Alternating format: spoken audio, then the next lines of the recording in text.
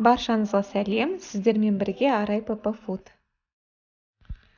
Қазіргі уақытта хит болып жатқан шпинаты рулеттің рецептісін ұсынамын. Өте дәмді болып шығады. Мерекелік дастарханыңызда осы рулет өте әдемі көрінетін болады.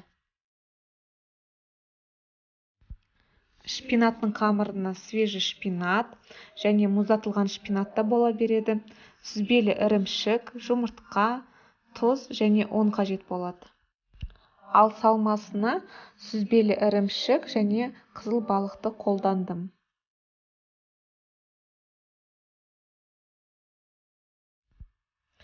Ең алдымен шпинатымызды жақсылап тұрып жуып аламыз. Одан кейін үстіне бір шәугім ыстық суды құйып 1 минутқа қалдырамыз.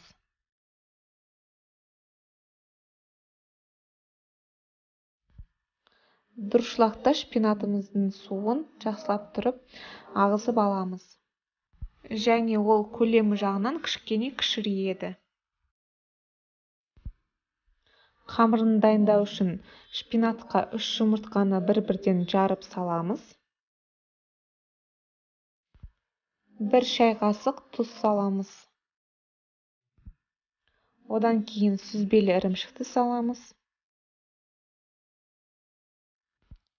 2 ас қасық ұн мен қопсытқышты араластырып, ыдысқа саламыз.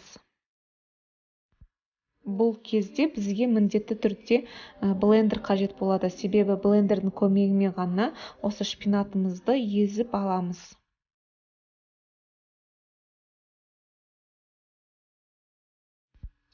Формамызға пергамент қағазын төсеп, шпинатты қамырымызды құямыз.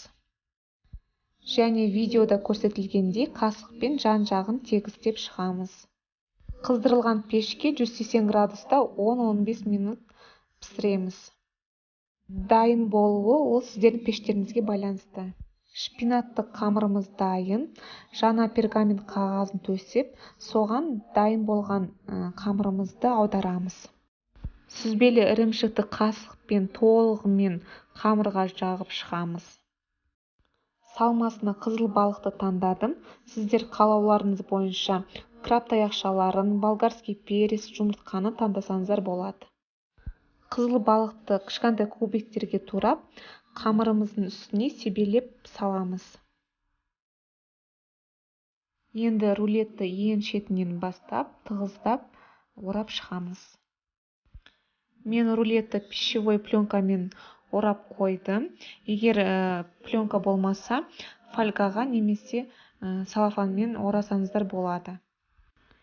Рулеттің беті қатып қалмау үшін міндетті түрде орау керек. Және тоңазытқышта 1-2 сағат ұстаймыз. Одан да көп уақыт ұстасаңыздар болады. Мен асыққаннан кейін 1 сағат қана ұстадым.